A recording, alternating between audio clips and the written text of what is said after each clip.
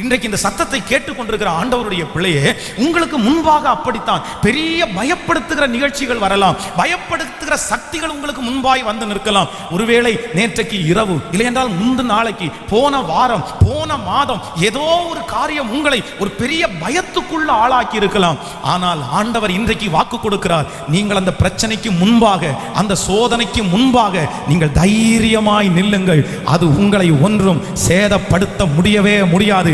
உங்களுக்கு தைரியம் இருக்குமையானால் அந்த செங்கடலை நீங்கள் தாண்டுவீர்கள். உங்களுக்கு தைரியம் இருக்குமானால் அந்த பெரிய பர்வதம் உங்களுக்கு முன்பாக ஒன்றும் இல்லாமல் இல் பொருளாகும் என்று கர்த்தர் சொல்லுகிறார். ஆண்டவருடைய பிள்ளைகளே, எது வேண்டுமென்றாலும் உங்களுக்கு இல்லாமல் இருக்கலாம். நீங்கள் நினைக்கிற அளவிற்கு பணம் உங்களிடத்திலே இல்லை, நீங்கள் நினைக்கிற அளவிற்கு மனிதர்கள் உங்களிடத்திலே இல்லை, நீங்கள் நினைக்கிற அளவிற்கு சூழ்நிலை உங்களிடத்திலே இல்லை. ஆனால் எதுவுமே இல்லாம உங்களுக்கு இருந்தாலும் தைரியம்ன்ற ஒன்று உங்களுக்கு இருக்குமையானால் நான் நம்புகிறேன், இந்த உலகத்தை ஜெயித்து விடுவீர்கள். உங்களுக்கு வருகிற எந்த சோதனையானாலும் உங்களால ஜெயிக்க முடியும். விசுவாசிக்கிறீர்களா? கடந்த சில ஆண்டுகளுக்கு முன்பாக நீங்கள் திருநெல்வேலி பட்டணத்திலே ஆபிரகாம் என்கிற ஒரு ஊழியக்காரர், இன்றைக்கு அவர் ரொம்ப வயது முதிர்ந்தவராக இருக்கிறார். ஆனால் அவருடைய ஊழியத்தை ஆரம்பிக்கும் போது பார்த்தீங்கன்னா, ஆண்டவர் திருநெல்வேலி பட்டணத்திலே ஊழியத்திற்காக அவர் கேரளாவில் இருந்து ஆண்டவர் அந்த ஊழியத்திற்காக அவரை கர்த்தர் அனுப்பிவிட்டார். அப்போ எங்கே போகிறோன்னு தெரியாது. ஆண்டவருடைய வார்த்தையை கேட்டு அந்த பட்டணத்துக்கு அவர் டிராவல் பண்ணி ஒரு இடத்துல போய் இறங்கினார். அங்கே ஒரு கிராமம் அவர் பார்த்தார். அந்த இடத்துல போய் ஒரு மளிகை கடையில் கேட்டார், இந்த மாதிரி ரொம்ப குறைஞ்ச வாடகையில் ஒரு 50 ரூபாய் மாதம் நான் வாடகை கொடுக்குற மாதிரி எங்கேயாவது ஒரு வராண்டா கிடைச்சா கூட பரவாயில்ல, அதுல தங்குறதற்கு ஒரு இடம் கிடைக்குமா அப்படின்னு கேட்டாரு. அப்போ அந்த மனுஷன் சொன்னாரு, இல்லப்பா, இந்த மாதிரி தங்குறதற்கு இடம் எல்லாம் இங்க எதுவும் கிடைக்காது, இங்க எல்லாம் வாடகை ரொம்ப அதிகமா இருக்குது. ஆனா அவருடைய கடைக்கு பக்கத்துல ஒரு வீடு இருந்துச்சு. இந்த வீடு 7 வருஷமா பூட்டி கிடக்குது. ஏன் அப்படின்னா, இந்த வீட்டுல ஏற்கனவே குடியிருந்த ஒரு 3-4 குடும்பங்கள், எல்லா குடும்பத்திலையும் ஒரு மரணம் வந்துருச்சு. அதனால யாருமே இந்த வீட்டுக்கு குடி போகாம 7 வருஷமா இந்த வீடு பூட்டி கிடக்குது. உடனே இவர் கேட்டாராமா, அப்படி நம்பர் எனக்கு தர முடியுமா? ஏன்பா, அவருடைய நம்பர் உனக்கு எதுக்கு, நீ சாக போறியா?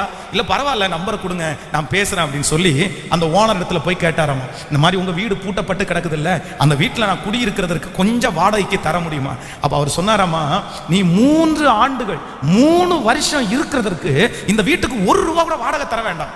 அந்த 3 வருஷமும் நீ உயிரோட அந்த வீட்டில் இருந்துட்ட அப்படின்னு சொன்னா, அதுக்கப்புறம் நான் உங்ககிட்ட வாடகை வாங்கிக்கிறேன் அப்படின்னாராமா.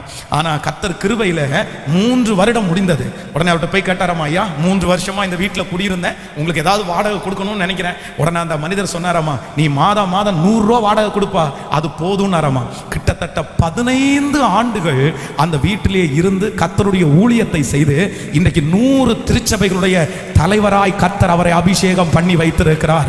ஆண்டவருடைய பிள்ளைகளே, நமக்கு தைரியம் மட்டும் இருக்குமையானால் அது பிசாசுனுடைய கோட்டையாகவே இருக்கலாம். அந்த இடத்திலே எத்தனையோ பேர் மரித்திருக்கலாம். அந்த இடம் நிறைய பேருக்கு சாவின் இடமா இருக்கலாம். நிறைய பேர் எழும்ப முடியாத வரைக்கும் அந்த இடம் ஒரு நஷ்டத்தின் இடமா இருக்கலாம். ஆனா கர்த்தர் இருக்கிறார், ஆண்டவர் என்னை நடத்துகிறார் என்கிற தைரியத்தோடு ஒரு தேவனுடைய பிள்ளை காலடி எடுத்து வைக்கும் போது நான் நம்புறேன், அந்த தைரியத்தை கனப்படுத்துகிற கர்த்தர் அந்த இடத்திலே வாழ வைப்பார், அந்த இடத்திலே சாட்சியாய் நிறுத்துவார். அந்த இடத்திலே உனக்கு விரோதமாய் எந்த ஆயுதங்கள் எழும்பி வந்தாலும் அந்த ஆயுதங்கள் ஒன்றுமே உன்னை சேதப்படுத்த முடியாது. மிகுந்த தைரியத்தை நம்ம ஒரு நாளும் விட்டுவிடவே கூடாது. கைகளை உயர்த்தி ஒரு ஹல்லேலூயா சொல்லுவோம். இந்த ஜெபத்துல இருக்கிற ஒவ்வொரு தேவனுடைய பிள்ளைகளும் ஆண்டவரிடத்துல இந்த கடைசி நாட்களில் என்ன கேட்கணும்னா, ஆண்டவரே எனக்கு தைரியத்தை தாரும், ஆண்டவரே எனக்கு தைரியத்தை தாரும். கடந்த 3 வருடங்களுக்கு முன்பாக நிறைய பேருக்கு இருதயத்தில் தைரியம் இருந்துருச்சு. அவ்வளவு சீக்கிரமா எல்லாரும் பயப்பட மாட்டாங்க.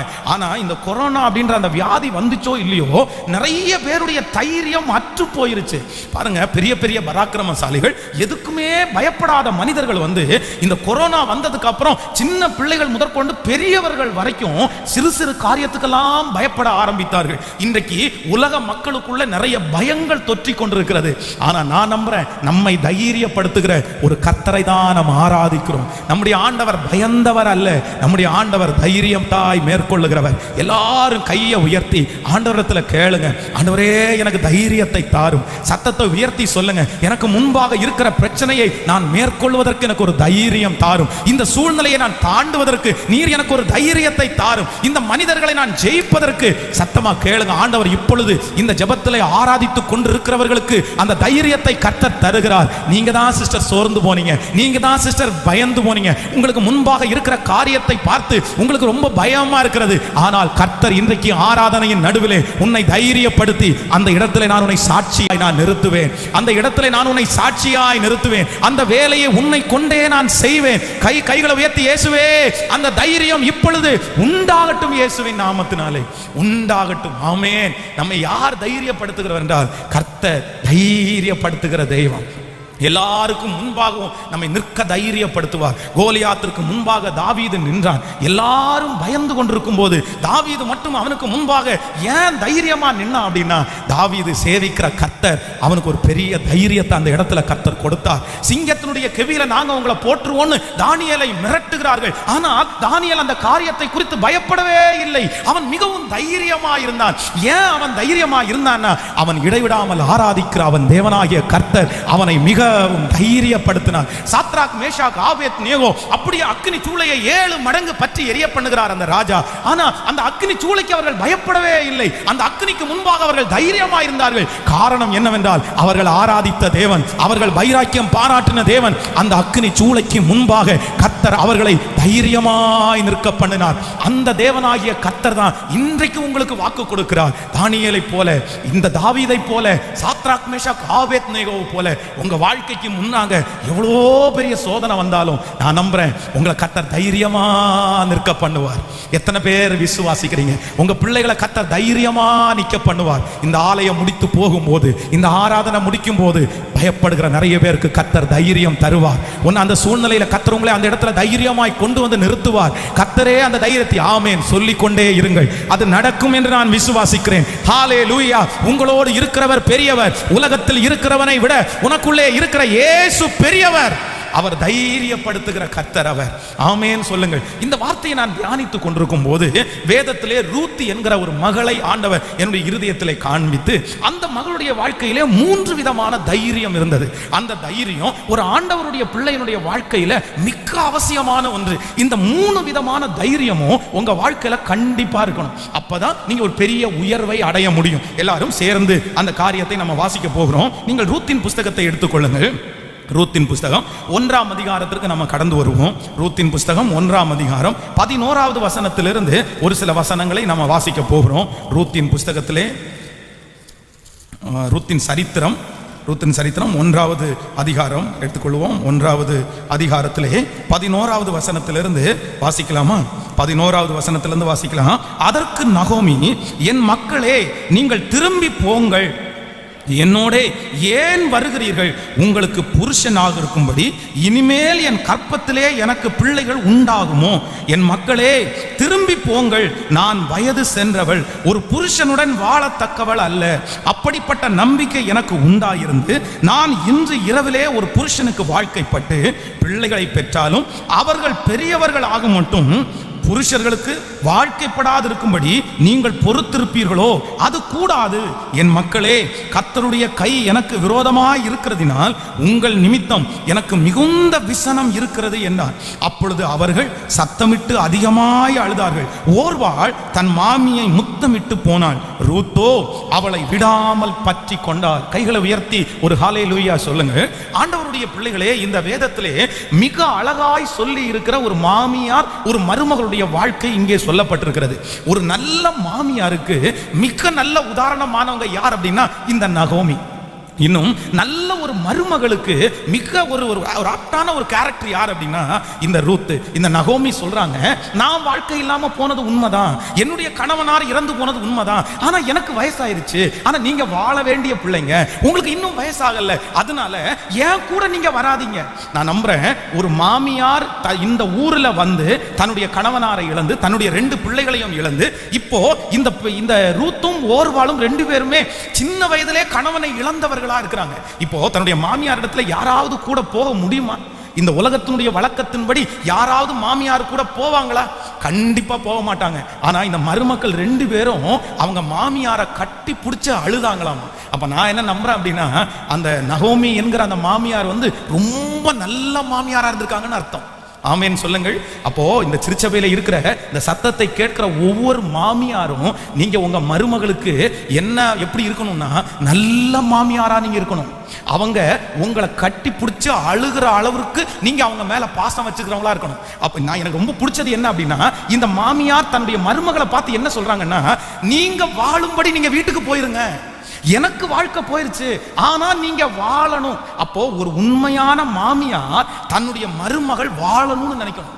தன்னுடைய பிள்ளையோ தன்னுடைய மகனோட வாழணும் அப்படின்னு நினைக்கணும். தன்னுடைய மருமகன் தன்னுடைய பிள்ளையோட வாழணும். அவங்க சந்தோஷமா இருக்கிறத சந்தோஷமா எடுத்துக்கிற மாமியார் தான் நல்ல மாமியார். அவங்க மகிழ்ச்சியா இருக்கட்டும், அவங்க வெளியே போட்டும், நான் வேணா குழந்தைய பார்த்துக்கவா, நான் வேணா சமைச்சு வைக்கவா, நான் வேணா வீடை கிளீன் பண்ணி வைக்கவா. உங்களுக்கு பலன் இருக்குமானால் உங்க பிள்ளைகளை மாதிரி அவங்கள பார்த்து நீங்க அப்படி நேசிச்சீங்கன்னா உங்க பிள்ளைங்களை மாதிரி அவங்களும் உங்களை பார்த்துக்க வாய்ப்பு இருக்கு. ஆமேன்னு சொல்லுங்க. அப்போ ஆண்டவருடைய பிள்ளைகளே, இந்த மாமியார் வந்து தன்னுடைய மருமகளை பார்த்து என்ன சொல்றாங்க அப்படின்னா, நீ போயிருங்க, நீங்க ஏன் கூட இருக்க வேண்டாம், நான் இனி ஒரு கல்யாணம் பண்ணி எனக்கு வயித்துல குழந்தை வந்து அந்த குழந்தைய வளர்த்து உங்களுக்கு திருமணம் பண்ணி கொடுக்கிற வரைக்கும் நீங்க அமைதியா இருக்க முடியாது, நீங்க காத்துட்டு இருக்க முடியாது, அதனால நீங்க போய் திருமணம் பண்ணிக்கொள்ளுங்க, நீங்க உங்க வீட்டுக்கு போங்க அப்படின்றாங்க.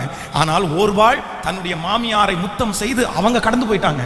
ஆனா ரூத்தை குறித்து வேதம் சொல்லுகிறது, தன்னுடைய மாமியாரை உறுதியாய் பற்றி கொண்டார்கள். அப்போ இந்த வசனத்தினுடைய அர்த்தம் என்ன அப்படின்னா, ரூத்துக்கு ஒரு பெரிய தைரியம் இருந்துச்சு. எந்த தைரியம்னா, தன்னுடைய எதிர்காலம் நன்றாகவே இருக்குன்ற ஒரு தைரியம் ரூத்துக்குள்ள அன்னைக்கே இருந்துச்சு. நான் நம்புறேன், இந்த ஜெபத்தில் இருக்கிற ஆண்டவருடைய பிள்ளைகளே, இந்த சத்தத்தை கேட்கிற ஜனமே, நீங்க ரொம்ப கவனமா இருக்க வேண்டியது என்னன்னா, உங்களுக்கு முதலாவதாக எந்த தைரியம் வேண்டும் என்றால், உங்களுடைய எதிர்காலத்தை கர்த்தர் நன்றாக வைத்திருப்பார் என்கிற ஒரு தைரியம் கண்டிப்பா உங்க வாழ்க்கையில இருக்கணும். ஆனா இந்த நிறைய பேருடைய வாழ்க்கையில எந்த தைரியம் இல்லை அப்படின்னா, தன்னுடைய எதிர்காலத்தை குறித்த தைரியம் இல்லை. நான் என்ன பண்ணுவேன், நான் என்ன செய்வேன், நான் எப்படி வேலை பார்ப்பேன், நான் எப்படி சம்பாதிப்பேன், என்னுடைய எதிர்காலம் என்ன, என்னுடைய திருமண வாழ்க்கை என்ன, என்னுடைய குழந்தைகளுடைய வாழ்க்கை என்ன, என் பிள்ளையை நான் எப்படி கல்யாணம் பண்ணி கொடுக்க போறேன், பிள்ளைகளுடைய எதிர்காலத்தை நினைச்சா கவலை, மகனுடைய எதிர்காலத்தை நினைச்சா கவலை, தன்னுடைய வாழ்க்கையை நினைச்சா கவலை. ஆனா ஆண்டவர் சொல்றாரு, கர்த்தர் வாக்கு கொடுக்கிறாரு, உங்களுக்கு இருக்க வேண்டிய முதல் தைரியம் என்ன அப்படின்னா, என் எதிர்காலம் யாவையும் என் இயேசு பார்த்து கொள்ளுவார், நான் முதிர் வயதானாலும் கர்த்தர் என்னை தாங்குவார், கர்த்தர் என்னை சுமப்பார். இன்னைக்கு ஆராதனையிலே கர்த்தர் சொன்னாரு, இதோ உலகத்தின் முடிவு பரியந்தம் சகல நாட்களிலும் நான் உன்னோடு கூட இருக்கிறேன் என்று வாக்கு கொடுத்த கர்த்தர் இந்த ஆராதனை நேரத்திலே நம்முடைய எதிர்காலத்தை கர்த்தர் எழுதுகிறார். நம்முடைய எதிர்காலத்தை கர்த்தர் எழுதுகிறார். உங்க பிள்ளைகளுடைய எதிர்காலத்தை குறித்து கவலைப்படுகிறீர்களா? வாலிப தம்பி தங்கச்சி யாராவது ஒருத்தர் எதிர்காலத்தை குறித்து என் எதிர்காலம் எப்படி இருக்குமோன்னு நீங்க வருத்தப்படுகிறீர்களா? நான் நம்புறேன், இல்ல இல்ல, உங்க எதிர்காலத்தை குறித்து நீங்க ரொம்ப தைரியமா இருங்க. உங்க எதிர்காலம் உங்க கையில இல்ல, உங்க எதிர்காலம் உங்க அம்மா அப்பா கையில இல்ல, உங்க எதிர்காலம் உங்களுடைய ஓனருடைய கையில இல்ல. உங்களுடைய எதிர்காலம் வானத்தையும் பூமியையும் உங்களுடைய எலும்புகள் முதலானவைகள் உருவாகும் முன்னே தெரிந்து கொண்ட, பேர் சொல்லி அழைத்த தாயின் கற்பத்தில் உங்களை தெரிந்து கொண்ட கர்த்தரிடத்திலே இருக்கிறது. அவர் நமக்கு பிரகாசமான எதிர்காலத்தை வைத்திருக்கிறார். நம்முடைய பிள்ளைகளுக்கு கர்த்தர் பிரகாசமான எதிர்காலத்தை வைத்திருக்கிறார். கைகளை உயர்த்தி ஒரு ஹல்லேலூயா சொல்லும்.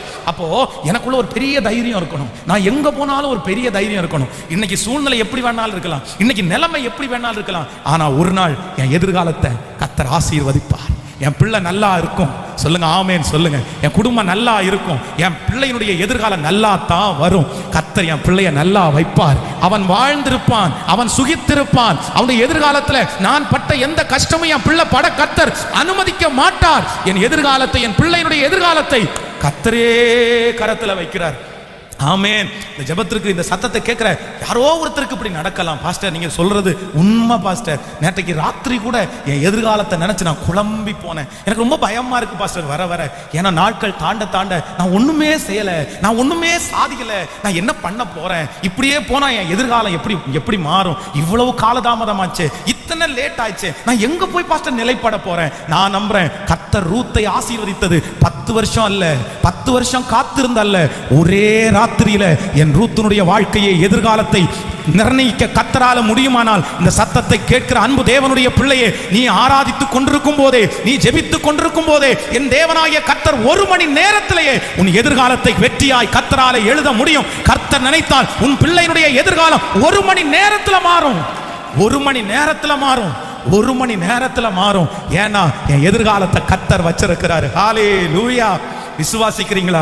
அப்போ ஒவ்வொரு நாட்களும் முன்னேறும் போது இன்னைக்கு ஒண்ணுமே கைகூடி வராதது மாதிரி உங்க கையில இருக்குது, எல்லாம் இழந்தது மாதிரி இருக்குது. ஆனா ஆண்டவரை நீங்க நம்புங்க. ஆண்டவரே நான் தொடர்ந்து ஓடுவேன், நான் தொடர்ந்து ஓடுவேன். நீங்க நினைச்சா ஒரே நாளில் என் எதிர்காலம் மாறி போகும். ஆமென் சொல்லுங்க. நீங்க சாட்சி சொல்லுவீங்கன்னு நான் நம்புறேன். இந்த வருஷம் நமக்கு முதல் பிறக்கும் போதே கர்த்தர் வாக்கு கொடுத்தார். நீ துன்பத்தை கண்ட நாட்களுக்கு உன்னை மகிழ்ச்சி ஆக்குவேன்னு கர்த்தர் வாக்கு கொடுத்தார். நான் நம்புறேன் இங்க இந்த சத்தத்தை கேட்கிற நிறைய பேருடைய வாழ்க்கையில இந்த வருஷம் உங்க எதிர்காலம் எழுதப்படும். உங்கள் பிள்ளைகளுடைய எதிர்காலம் எழுதப்படும். இதுதான் உன் ஃபியூச்சர், இதுதான் நான் உனக்கு நியமித்திருக்கிற வழி. நீ இனி எதிர்காலத்தை குறித்து பயப்பட வேண்டிய அவசியம் இல்லை. நானே உன்னை தாங்குவேன், நானே உன்னை சுமப்பேன். கர்த்தர் நம்ம எது வரைக்கும் நடத்துவாராமா? இந்த உலகத்தினுடைய முடிவு வரையும் நம்மை நடத்துகிறவர். என் பெலன் குன்றி போட்டா யாரு பாசா என்ன பாப்பா, யார் என்ன பாப்பா, என் பையன் என்ன வச்சு பாப்பான் அப்படின்ற நம்பிக்கை எனக்கு இல்லை. என் பொண்ணிடத்துல நான் போக முடியாது. ஏதோ ஒரு பெரியவங்க உங்களுடைய எதிர்காலத்தை நினைச்சு நான் இப்ப செத்துறணும் பாஸ்டர், நான் நடந்து திரியும் போதே செத்துறணும் பாஸ்டர், நான் சர்ச்சுக்கு வந்துட்டு இருக்கும் போதே நீங்க அடக்கம் பண்ணிடணும். என்னுடைய காது கேட்க என் முன்னாடியே நிறைய பேர் சொல்லியிருக்காங்க. நான் சொல்றேன் இல்ல, நீங்க ஆயுசுக்கு முன்னாடி சாகணும்னு ஜெபம் பண்ணாதீங்க. கர்த்தர் உங்களுக்கு தீர்க்க ஆயுசோட உங்களை மரணம் பண்ண வைக்கணும். நான் நம்புறேன் உங்க பிள்ளை பாக்காட்டி என்ன, உங்க பொண்ணு பாக்காட்டி என்ன, கடைசி நேரத்தில் கர்த்தர் உங்களை நடத்துவார். முதிர் வயதிலே உன்னை நான் தாங்குவேன், உன்னை ஏந்துவேன், உன்னை சுமப்பேன். நான் நம்புறேன் உங்களுக்கு நினையாத இடத்திலிருந்து கர்த்தர் ஒரு காரியத்தை கட்டளை இடுவார், ஒரு உதவியை கர்த்தர் அனுப்புவார். ஆண்டவர் எங்க இருந்து உங்களை அனுப்புறாரு தெரியாது.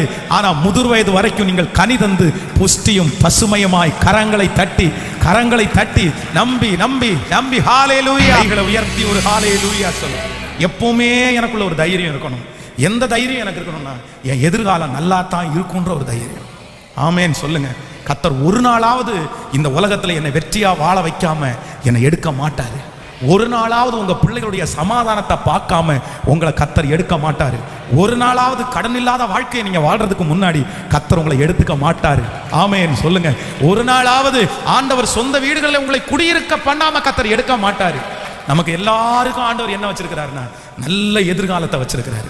அதனால இனி அந்த பயத்தை சத்துரு உங்களுக்கு கொடுக்கும் போது நீங்க நினைக்க வேண்டியது 15 வருடம் என் எதிர்காலம் என்ன ஆகுமோன்னு நினைச்ச யோசேப்பு எங்க என் எதிர்காலத்தை வச்சிருக்கிறாரு. ஆனா அவனுடைய ஃபியூச்சரை குறித்து, எதிர்காலத்தை குறித்து ஒரு பெரிய கனவு அவனுக்குள்ள இருந்துச்சு.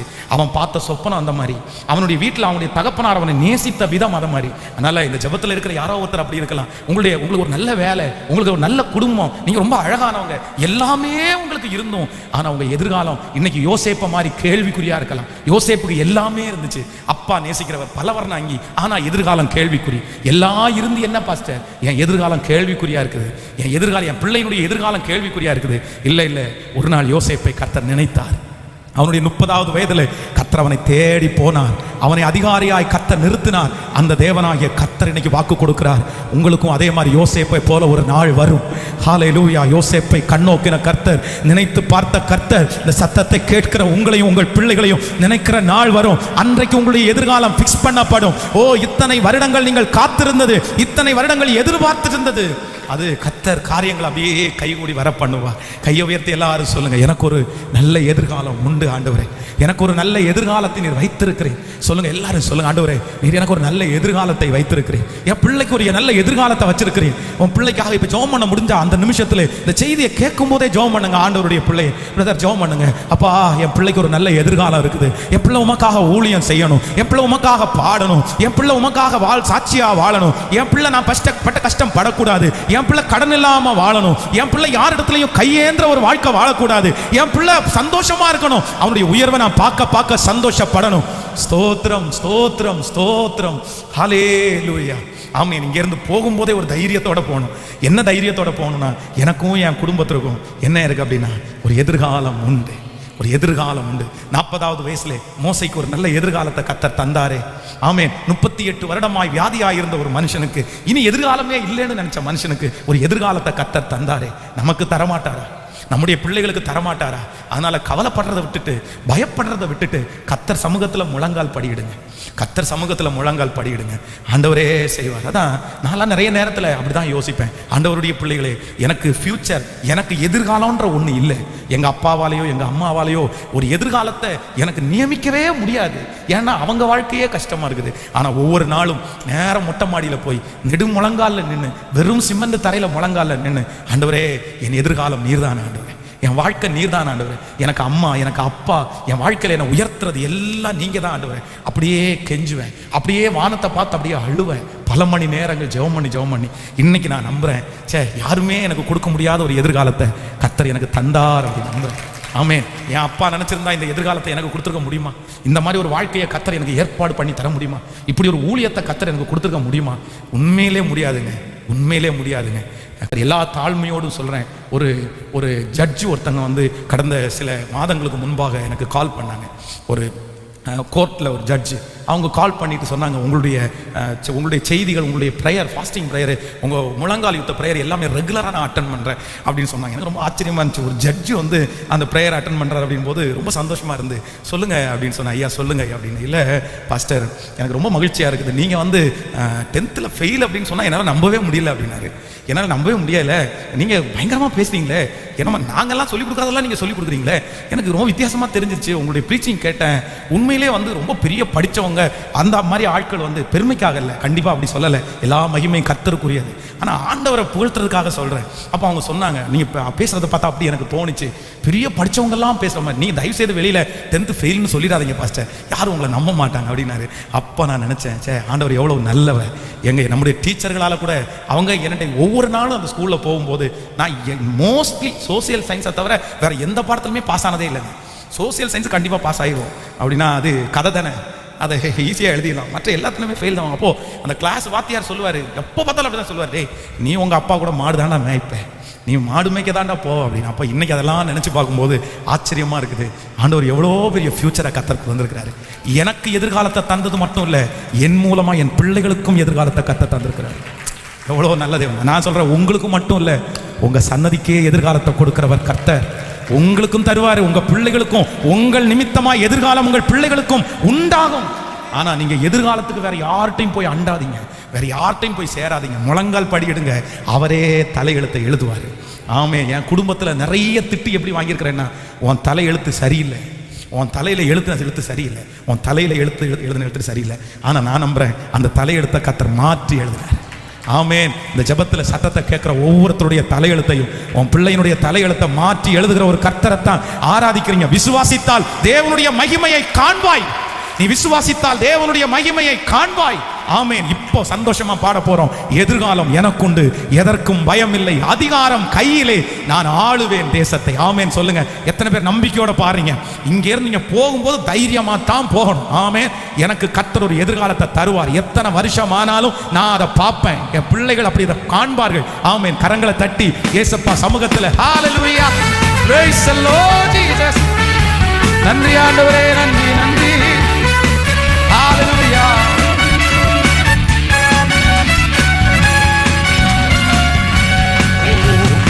எதிர்காலம் நமக்குண்டு, எதற்கும் பயமில்லை. எதிர்காலம் எனக்குண்டு, எதற்கும் பயமில்லை. அதிகாரம் கையிலே, அதிகாரம் கையிலே, நாம் ஆளும் தேசத்தை. உங்க பிள்ளைங்க கரங்களமான ஒன்று சேர்ந்து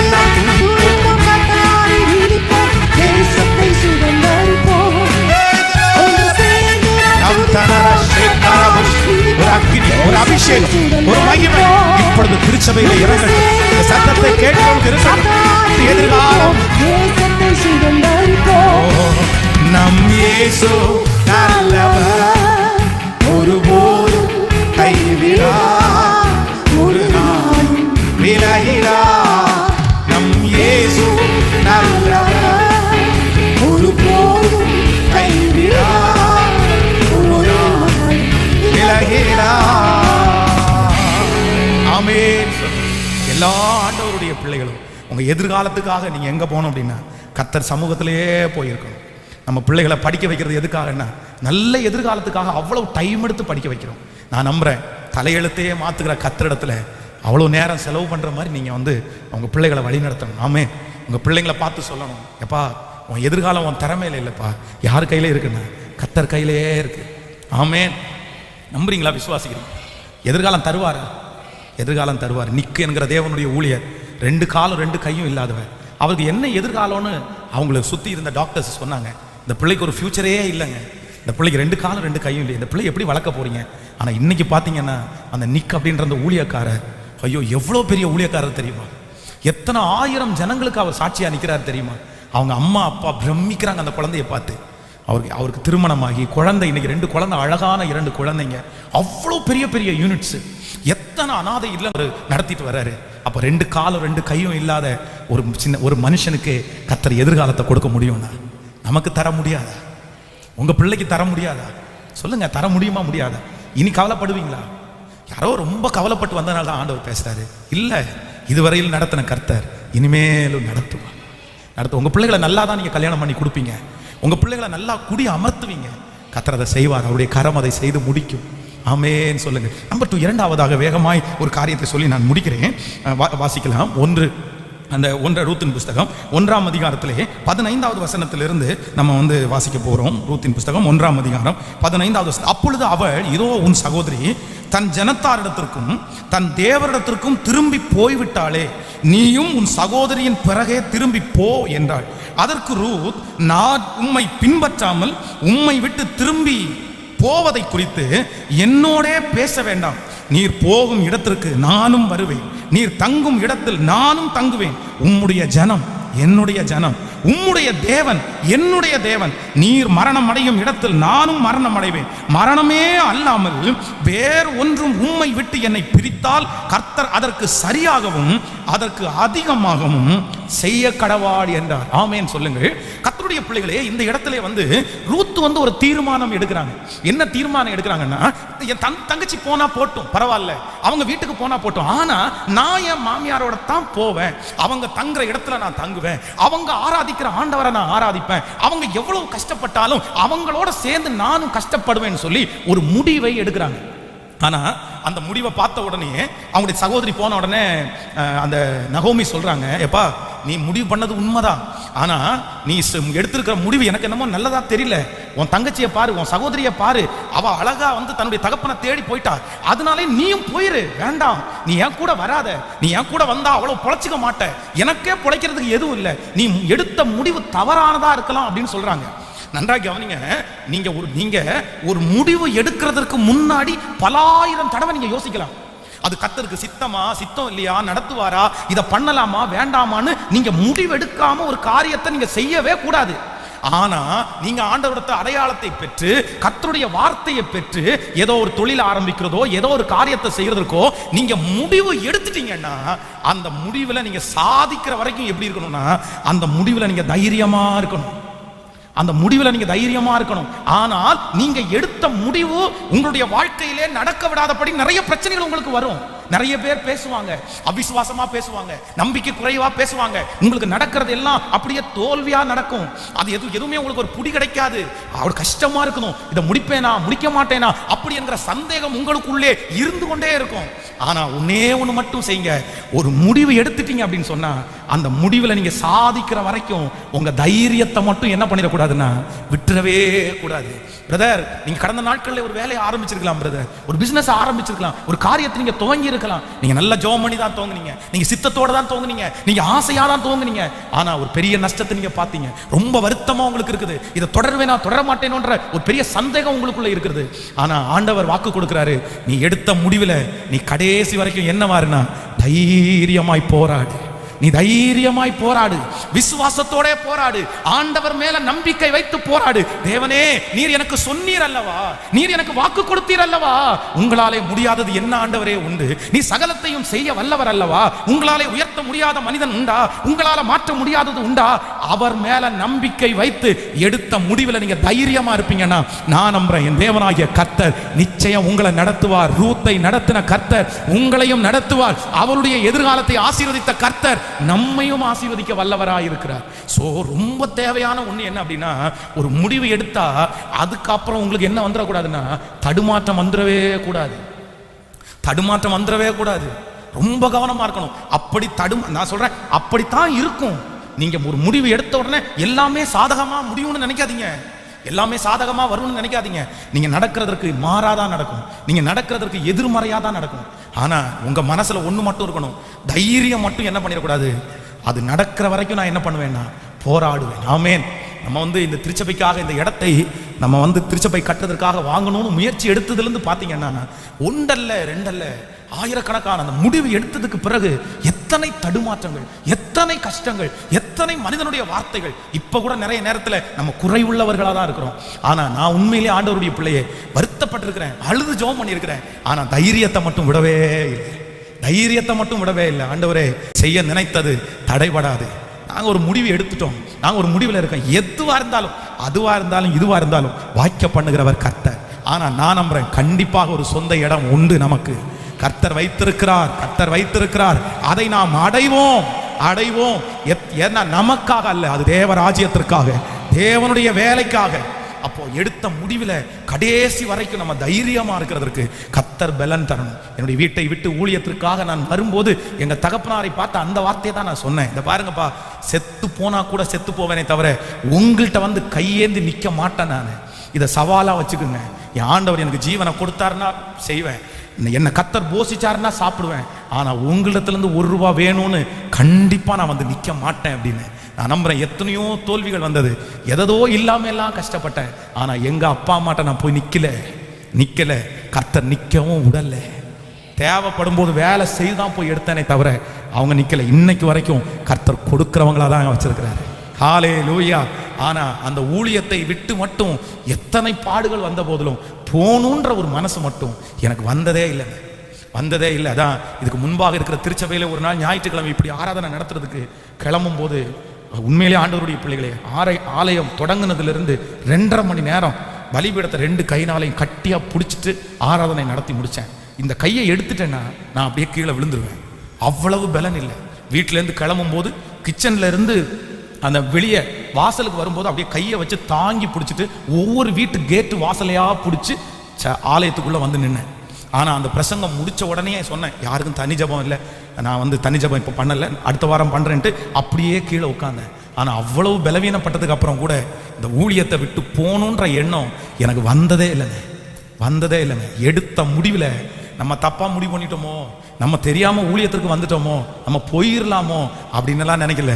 ஆனால் கரத்தை பிடித்த தெய்வம் இதுவரையிலும் நடத்தி இருக்கிறார் அல்லவா. அந்த தைரியத்தை அவரே தந்தார், இன்னும் அந்த தைரியத்தை அவரே தருவார். விசுவாசிக்கிறீர்களா? எல்லாரும் கையை உயர்த்தி கேளுங்க. ஆண்டவரே, எடுத்த முடிவில் நான் தைரியமா நிற்கணும். பிரதர், ஒரு டைம் தோற்று போகலாம், பிரதர் சிஸ்டர் ஒரு டைம் தோற்று போகலாம், 4 விசை நீ தோற்று போயலாம். இல்லை, என்னால் ஜெயிக்கவே முடியாது பாஸ்டர், என்னால் ஜெயிக்கவே முடியாது.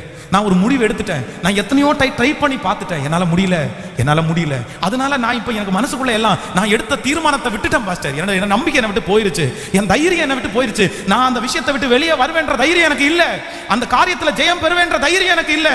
ஆனா கர்த்தர் சொல்றாரு, மகளே தைரியமா இரு, என் தேவனாகிய கர்த்தர் உயிரோடு இருக்கிறார், அவர் நினைச்சாருன்னா அந்த அற்புதத்தை செய்வார். கைகளை உயர்த்தி சொல்லுங்க, ஆண்டவரே எடுத்த முடிவில் நான் தைரியமா இருக்க எனக்கு பலன் தாரு.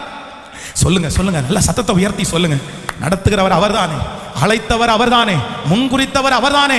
ஓ, கலப்பையின் மேல் தன் கையை வைத்து பின்னிட்டு பார்க்கிற எவனும் அவனுடைய ராஜ்யத்திற்கு தகுதி உள்ளவன் அல்ல. நன்மையானாலும் தீமையானாலும் எந்த பேச்சானாலும் எடுத்த காரியத்தில் வெற்றி அடைகிற வரைக்கும் நான் விட மாட்டேன். உம்மை உறுதியாய் பற்றி கொண்ட மனதை உடையவர்கள் உண்மையே நம்பி இருக்கிறபடினால் அவர்களை பூரண சமாதானத்துக்குள்ள நடத்துவீங்க. ஹல்லேலூயா. கைகளை அசைத்து ஒரு ஹல்லேலூயா சொல். அப்போ ஒரு முடிவு எடுத்தீங்கன்னா அதுல நீங்க என்ன பண்ணணுமாமா? சத்தமா சொல்லுங்க. உறுதின்றதை விட தைரியமா இருக்கணும். எப்படி இருக்கணும்? சிலதுக்கு செஞ்சிருவோம், கண்டிப்பா இதை விட்டு மாறக்கூடாதுன்னு இருக்காது. ஆனா என்ன இருக்காதுன்னா, தோற்றுவோமோ அப்படின்ற ஒரு பயம் இருந்துட்டே இருக்கும். ஆனா ஆண்டவர் பேசுறாரு, இந்த ரூத்தை காண்பித்து பேசுறாரு. ஒரு முடிவு எடுத்தாங்க, முடிவு எடுத்து முடிச்ச உடனே நெகட்டிவ் தாட் வருது. மாமியார் சொல்றாங்க, ஏமா இந்த மாதிரி இந்த வேலை உனக்கு எதுக்குமா, வேண்டாமா, விட்டுருமா, உன் தங்கச்சி போயிட்டால, நீயும் போயிருமா, என்னை நம்பி நீ வராதம்மா, உன் வாழ்க்கையை கெடுத்துக்காதம்மா, உன் எதிர்காலத்தை கெடுத்துக்காதம்மா. இல்லை, என் முடிவில் நான் என்னவா இருக்கேன்னா, சொல்லுங்க, தைரியமா இருக்கேன். போலாம், பார்ப்போம், என்ன நடக்குதுன்னு தான் பார்க்கலாமே, யார் பேசுவாங்கன்னு தான் பார்க்கலாமே, என்ன சூழ்நிலை வருதுன்னு பார்க்கலாமே. இங்க இருந்து இந்த சத்தத்தை கேட்டு ஆலயத்தை முடிச்சுட்டு போகும்போது எப்படி போகணும் தெரியுமா? ஒரு தைரியத்தோட போகணும். சரி, என்ன வருதுன்னு பார்க்கலாம். அவருக்கு மிஞ்சி என்ன பிரதர் வந்துட போகுது? அவருக்கு மிஞ்சி என்ன சிஸ்டர் வந்துட போகுது? ஆமோதிக்கிறீர்களா? கடந்த சில நாட்களுக்கு முன்பாக ஒரு சிஸ்டர் ஃபோன் பண்ணும்போது அவங்க வந்து சொன்னாங்க, எனக்கு இந்த ஆண்டவரை பற்றியெல்லாம் பெருசாக தெரியாது, என் கூட வேலை பார்க்குற ஒரு சகோதரி வந்து உங்களுடைய இந்த நிகழ்ச்சிகளை எல்லாம் பார்க்க சொன்னாங்க. நான் பார்த்தேன், எனக்கு ரொம்ப ஆசீர்வாதமாக இருந்துச்சு. அப்போ நான் வந்து ரொம்ப கஷ்டத்தில் இருக்கிறேன், எனக்கு 1000 ரூபாய் எடுக்கிறது கூட ரொம்ப கஷ்டமாக இருக்குது. ஆனால் உங்கள் ஊழியத்துக்காக, உங்கள் சர்ச்சு கட்டுறதுக்காக ஒரு 1000 ரூபாய் கொடுக்கணும்னு நான் நினச்சேன்.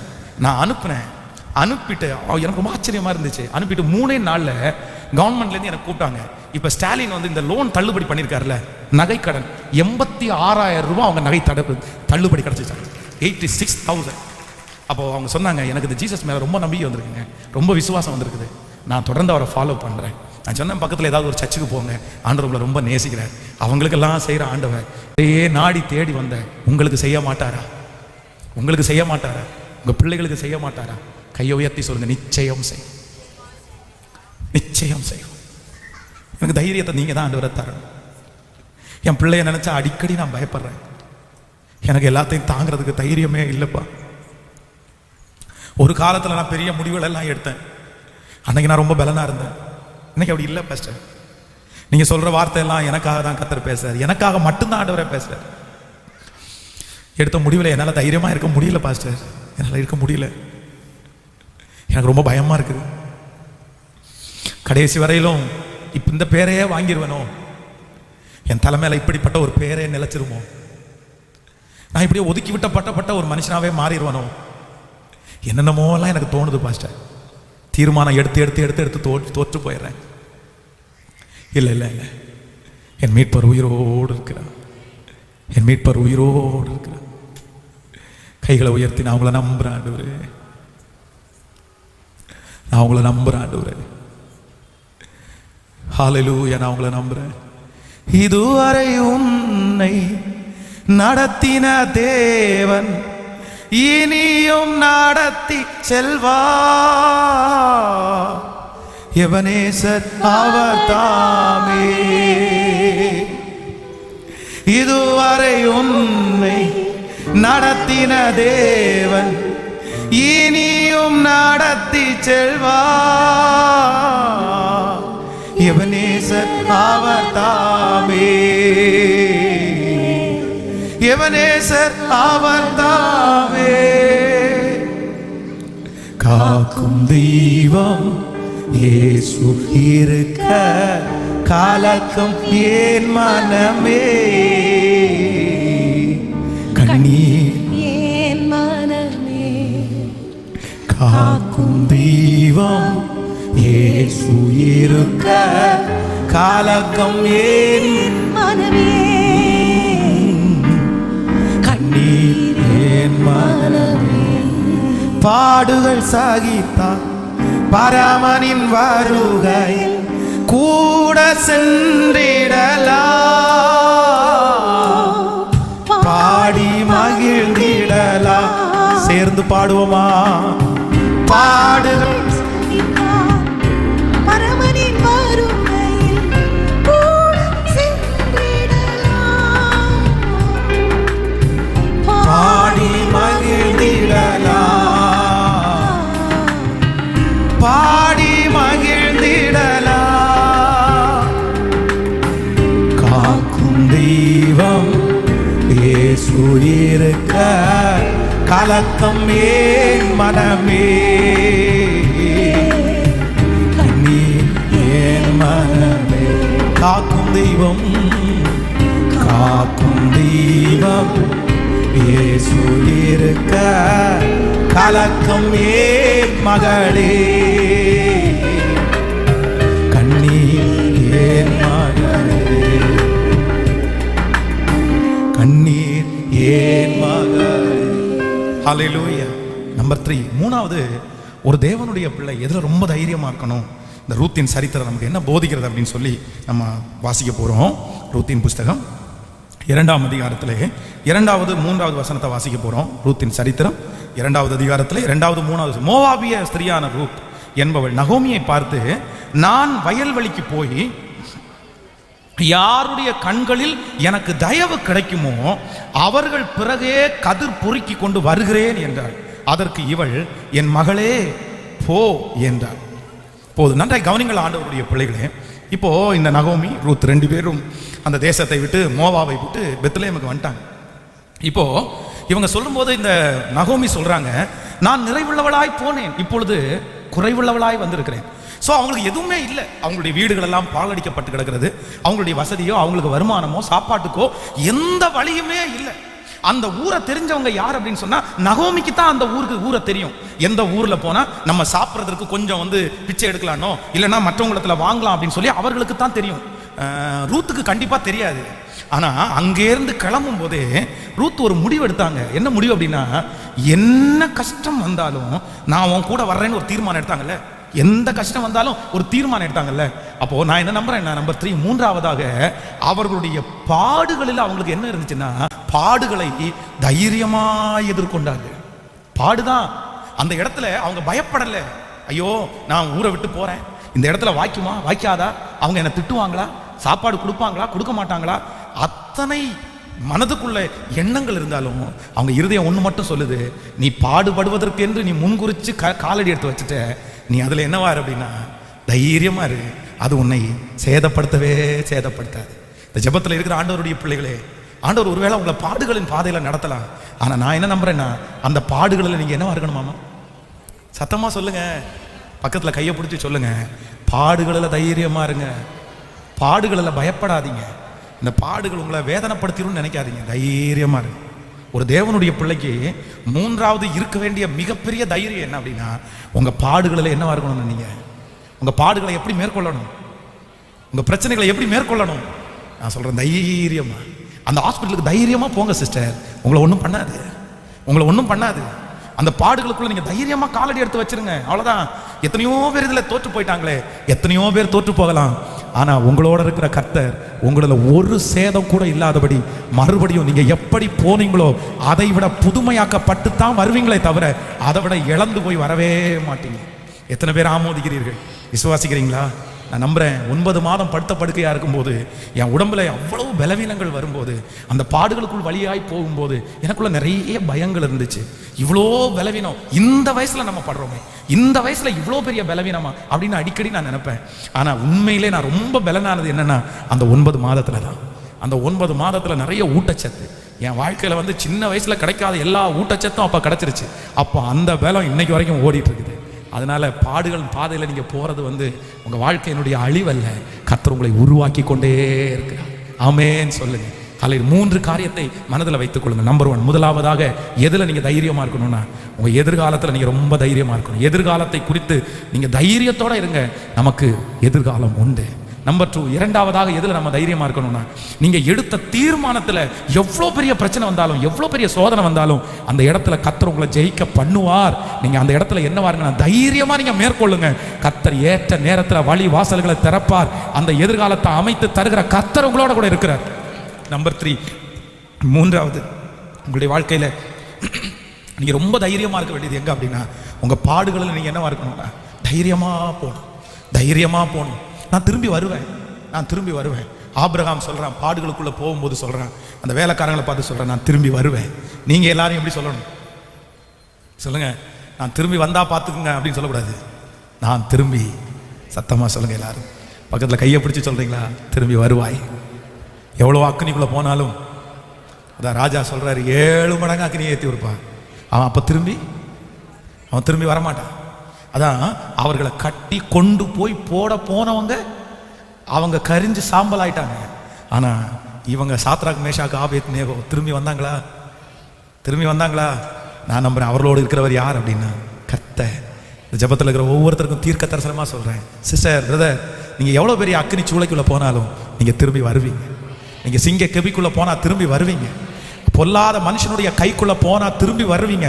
மரணத்துக்கும் உங்களுக்கும் 1 அடி தூரம் இருந்தா கூட அங்கிருந்து கூட நீங்க திரும்பி வருவீங்க. ஏன்னா உங்களை காக்கவும் உங்களை மீட்டுக் கொள்ளவும் உங்கள் தேவனாகிய கர்த்தர் உங்களோட கூட இருக்கிறார், உங்களோட கூட இருக்கிறார். இதிலிருந்து நீங்கள் வெற்றியாய் திரும்பி வருவீர்கள்.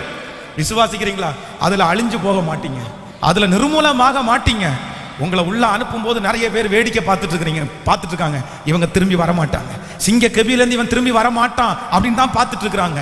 அக்னி சூளையிலிருந்து இவங்க திரும்பி வரமாட்டாங்கன்னு தான் பார்த்துட்டு இருக்காங்க. இந்த சோதனைக்குள்ள இருந்து யோபு திரும்பி வரமாட்டான் தான் எல்லாரும் நினைச்சாங்க. ஆனா அவர்கள் சேவிக்கிற ஆண்டவர், அவர்கள் வணங்குகிற கர்த்தர் அவர்களை திரும்பி கொண்டு வந்தார், சாட்சியாய் கொண்டு வந்தார். அந்த அக்னி அவர்களை சேதப்படுத்தவில்லை, சிங்கம் சேதப்படுத்தவில்லை, அந்த வியாதி சேதப்படுத்தவில்லை. அதே ஆண்டவரை தான் இன்றைக்கு நீங்களும் நானும் ஆராதிக்கிறோம். அந்த தேவன் நம்மை கைவிட போவதில்லை. ஹல்லேலூயா. கைகளை உயர்த்தி சொல்லுவோம், நான் திரும்பி வருவேன். எவ்வளவு பெரிய நல்ல தைரியமா, சத்தமா தைரியமா. அந்த கடன் பிரச்சனை நீ திரும்பி வருவ ஆண்டவருடைய பிள்ளையே. இந்த பிசினஸ்னுடைய தோல்வியிலிருந்து நீ திரும்பி வருவ, இந்த பாவ பழக்கத்திலிருந்து நீ திரும்பி வருவ. ஆண்டவர் திரும்ப உன்னை மீட்டெடுப்பார். கர்த்தர் மீட்டெடுத்து உன்னை சாட்சியா நிறுத்துவார். நீ இழந்து போன எல்லா கிருபையும் உன் தலை மேல ஆண்டவர் வைப்பார். உன் அபிஷேகத்தை ஆண்டவர் திரும்ப தலை மேல வைப்பார். உன் சொந்தங்களுக்கு முன்பாக கர்த்தர் உன்னை நிறுத்துவார், சாட்சியா நிறுத்துவார். அன்னைக்கு மகிமை திரும்பி வரும், அபிஷேகம் திரும்பி வரும், நீ இழந்து போன சகலம் உன்னிடத்தில் திரும்பி வரும். அன்றைக்கு ராஜா கேட்படுவார்கள். ஹல்லேலூயா, ஹல்லேலூயா. நம்புற ஆண்டவரே, கையை உயர்த்தி நம்புற ஆண்டவரே சொல்லுங்க எல்லாரும் சத்தமா, சின்ன பிள்ளைகள் முதற்கொண்டு. Thank you Jesus. இந்த வாலிப வயசுல நீ எங்க போனாலும் கர்த்தர் உன்னை கொண்டு வருவார். தாவீது போன இடத்துல எல்லாம் காப்பாத்தினாரே, நீ போன இடத்துல எல்லாம் கர்த்தர் காப்பாற்ற மாட்டாரா? உங்க மகனை குறிச்சு கவலை, மகளை குறிச்சு கவலையா இருக்கிற தகப்பனார் தாயே, உன் பிள்ளை அந்த சோதனை முடிச்சு கர்த்தர் திரும்பி கொண்டு வருவார். அந்த வியாதி படுக்கையிலிருந்து அவனை திரும்பி கொண்டு வருவார். அந்த பிள்ளை அந்த பிரச்சனையிலிருந்து கர்த்தர் திரும்பி கொண்டு வருவார். உன் கண்கள் காணும், உன் கண்கள் காணும், கண்கள் காணும். அவர் நல்லவர் அல்லவா? அவர் கூட இருக்கிறவர், கூட இருக்கிறவர். ஹல்லேலூயா. Thank you, Jesus.